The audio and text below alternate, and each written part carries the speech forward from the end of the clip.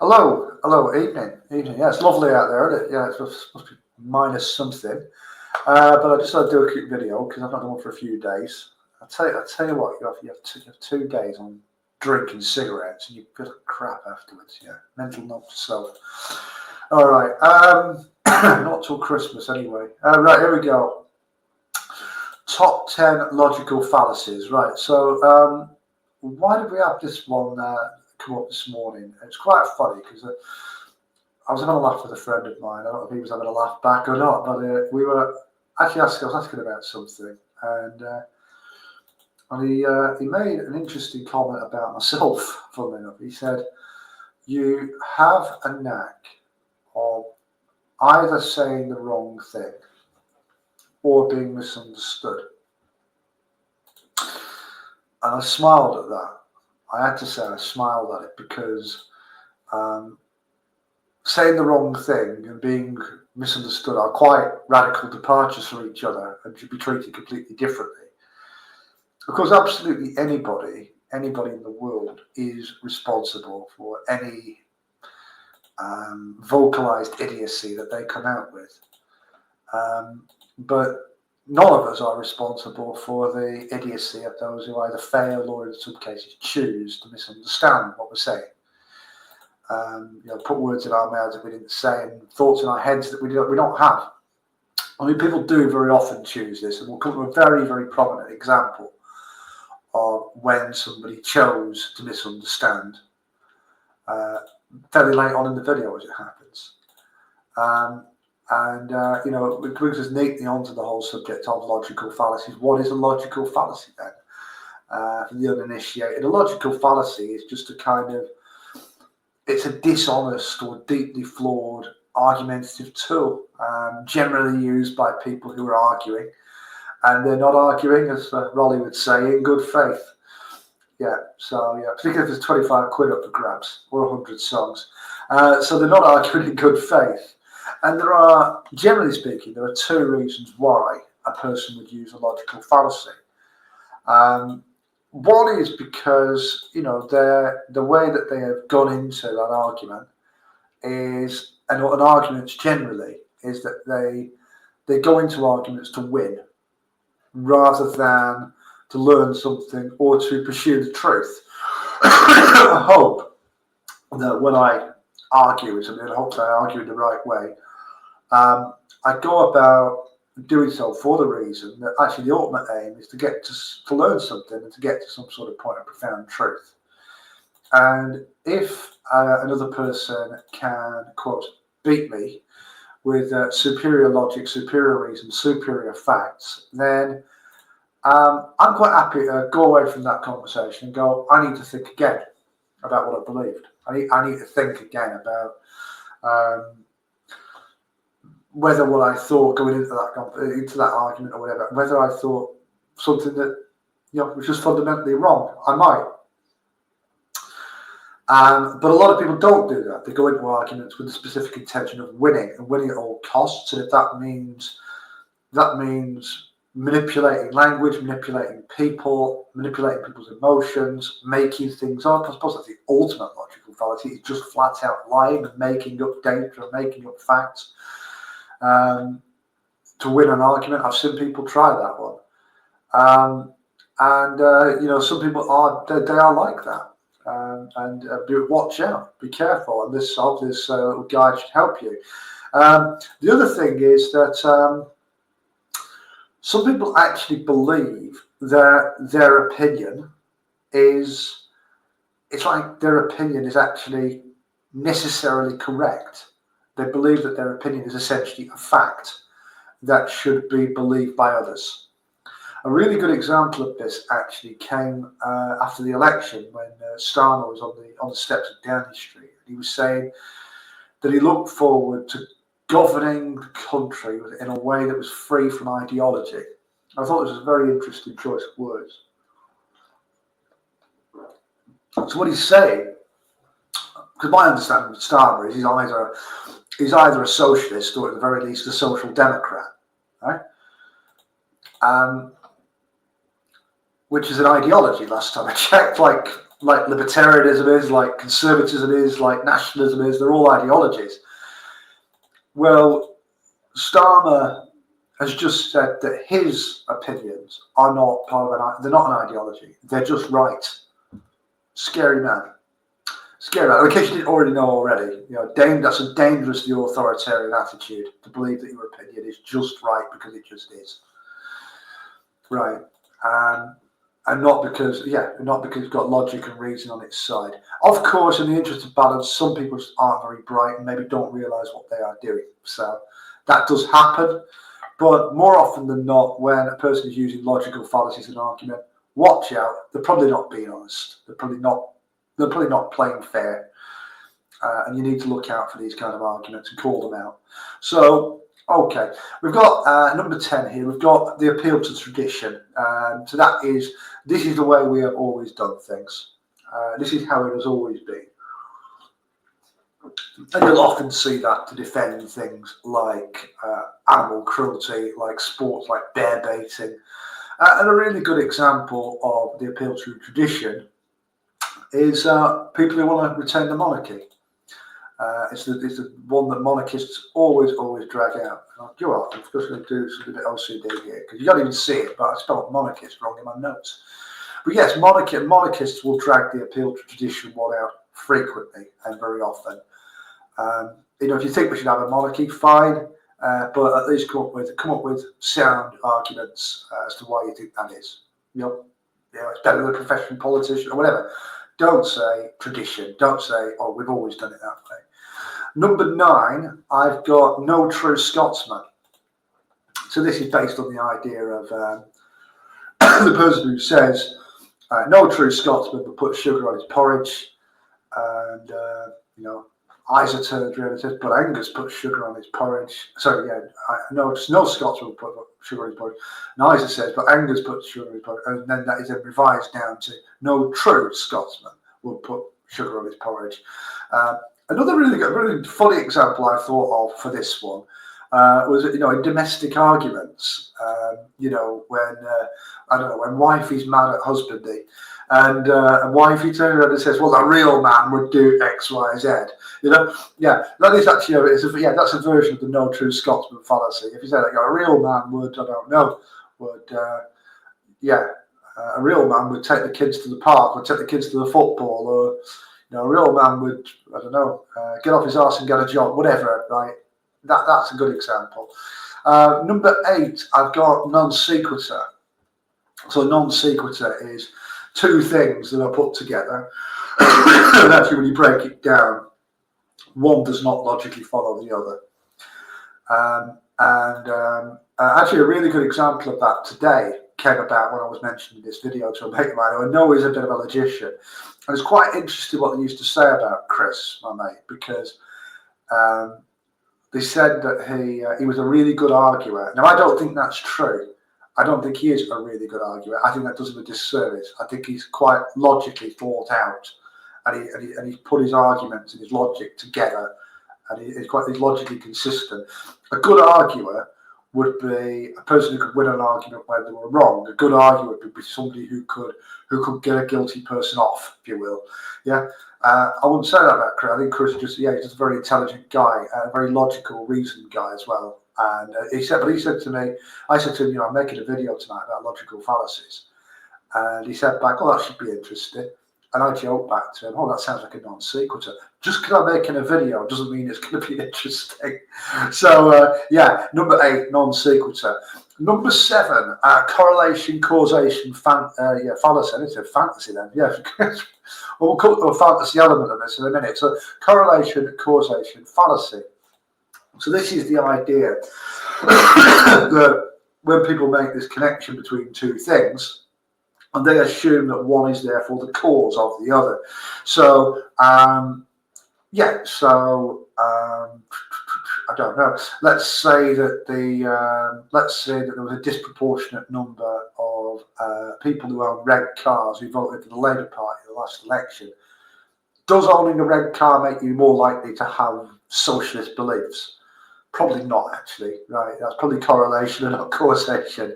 The ones that I remember The one that I remember having a bit of a bad taste chuckle about, and I shouldn't have done, was there was a Channel 4 thing about a city in America where there'd been an outbreak of people getting HIV. And that isn't funny in and of itself. But there was this voiceover guy, and he goes, in this city, there's been a terrible situation developed where, lots of people have been getting HIV, which of course is caused by poverty. I was like, no, being poor does not give you HIV, right? It's like the other one, crime is caused by poverty. No, crime is not caused by poverty. It may well be that most people who commit crime are poor, but the two things, right, they're correlated. They're not caused by, one is not caused by the other, right? That's the AIDS one. Please do not think, if you go overdrawn the night before payday, you're going to die of AIDS the day after. The two things are not linked, right? Absolutely. Number 6, circular argument. I had one of these happen to me for a period a few years ago when I got a bit of harassment, frankly, a bit of bullying, to the effect of, you need to get yourself a wife. Apparently that was the root of all my many, many problems, whatever they are. And I actually found it interesting to challenge back and go, well, why do you think that marrying somebody for the sake of marrying somebody would be a good thing? In terms of outcomes, because I think very often that's how we judge whether something was a good course of action or not, in terms of the outcomes it produces. So I think, what if, for instance, I was to marry an axe murderer? I can end up getting murdered myself. What if I was to marry somebody who was just a psychopath, or they were a pathological liar, or a thief, or a drug addict, or some sort of other criminal or whatever? That would be a terrible thing. It would ruin my life and possibly ruin other people's as well. And I asked that question, why do you think that would be a good thing in and of itself? And the only answer I could get back was, it just would be. It's a good thing because I say it's a good thing. It's quite interesting, and going right back to the start of the video where we said, look, some people just believe that because they believe something, that's it, it's a fact, right? Well, it's not the case at all, but some people have that kind of arrogance and that kind of authoritarian mindset where they think that what they think is sort of, that's it, because I think it must be true. I think that's like Donald Trump, for instance, who's a big one for that. If he thinks it must be correct. Number 5, we've got the bandwagon fallacy, also known as the appeal to popularity. The appeal to popularity is just the idea that yes, if we had a vote on it tomorrow, I think you'd find the majority of people would agree with me. Obviously, a really good example of where the bandwagon fallacy came in and was used, certainly after the fact, was in terms of Brexit. Whatever you think of the arguments for or against Brexit, the really scary one was that this idea that the 52% had spoken, and therefore Brexit was correct because it kind of ties it to circular reasoning, doesn't it? We won the referendum, therefore we must be correct. Well, actually, look, there are several good arguments for Brexit. And I agree with many of them, but actually going into it and saying that and obviously a majority on all sorts of issues, a majority of people can be hoodwinked, conned, bribed, lied to, made false promises, whatever. Because 52% of people voted for this very particular narrow form of Brexit, by the way, does not mean we won the argument. Really, it doesn't mean that. And that's the bandwagon fallacy. So look out for it. Number 4, I've got the false dichotomy. You've got the two lies. The two lies fallacy is so much of this about. I suppose that you could say that the two versions of Brexit and Remain were a two lies fallacy in themselves. You had so many more options on the table than that. And but you've got all the ones like left and right, Labour, Tory, Israel, Palestine. You've got to take a side. You're either part of the solution or part of the problem. You're either for us or against us. You see the LGBTQ crowd doing that one. Actually, I couldn't care less who you're shagging, mate. I really don't care.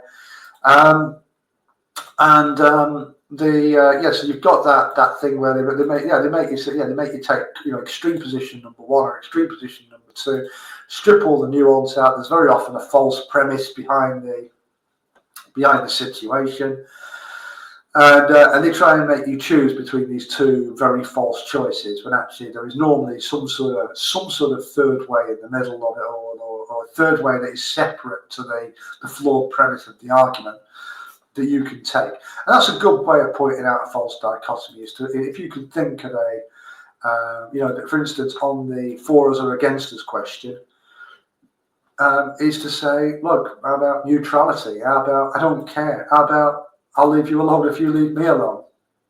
I'm neither an ally nor an enemy. I don't have to choose between being one or the other. And that's normally a very good one on that one. So if you can come up with a third way, and that will shut that one up. Number three, we've got the appeal to emotion, and I always think of those god awful charity adverts. Charity, we do a lot for charity, mate. We don't have to talk about it though. Those old charity commercials that had the starving African kids on. They were clearly designed to tug at heartstrings and appeal to emotion. And they were awful in that respect. Let people make an informed decision about who and what to donate their money to. But there's things like that.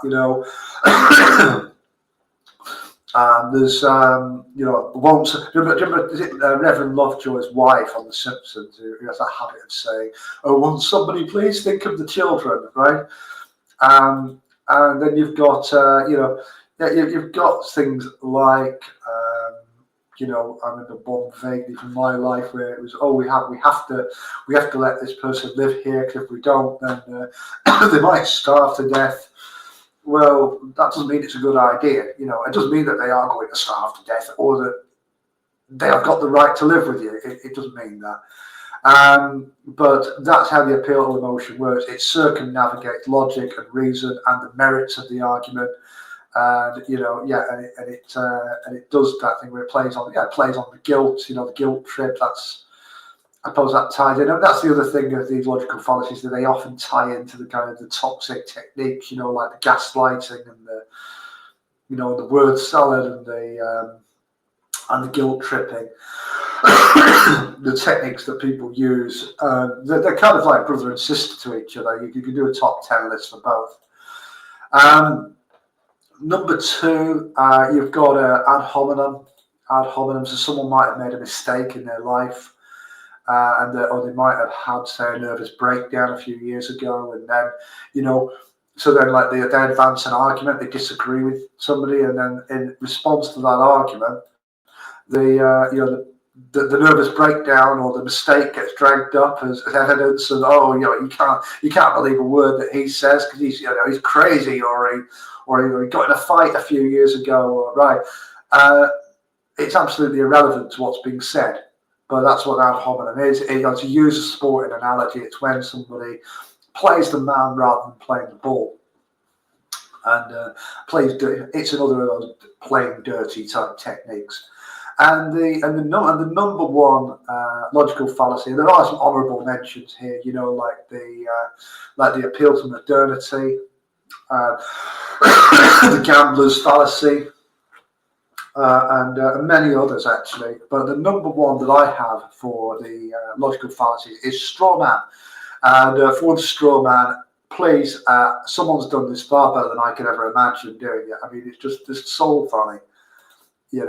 Somebody argues for legalizing marijuana, say for adults under 21, and let them go in a shop and buy it.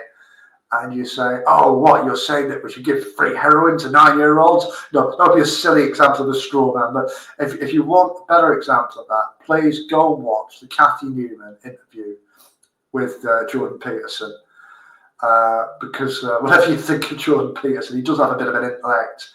And I'm not quite sure how he got through that Kathy Newman interview without losing his temper in a big way, because the standard of what was coming back, it was just every time he said something, it would be twisted and distorted and caricatured and misrepresented as something it clearly wasn't. And the straw man was being straw men were just being, thrown back at him and sort of, and I don't know. I don't know if Kathy Newman knew what she was doing, because it was just like it was absolute car crash stuff, and I can't. I mean, I think she made an absolute fool of herself personally when on that interview. But it's absolutely littered with straw men and misrepresentations of somebody else's argument. And so, I think if you want a better look at the straw man, the absolute number one, please do give that video a watch. But maybe watch it with a pillow over your face or something. I don't know. It's a bit painful. So right, they're my top 10 logical fallacies. Apologies for the length of this video. It is it's more than 20 minutes. It's longer than I normally go. But I hope it was fun, and I hope we got something from it. And if you've got any other video suggestions, then please get in touch or comment below, and we'll go from there. All right. Thanks a lot, and we'll catch up later in the week. I have got a couple of things coming up. I've got an appearance on the Mark Windows show on Thursday, and I've got a radio appearance on Friday. But I'll tell you more about that tomorrow, maybe. All right. See you later.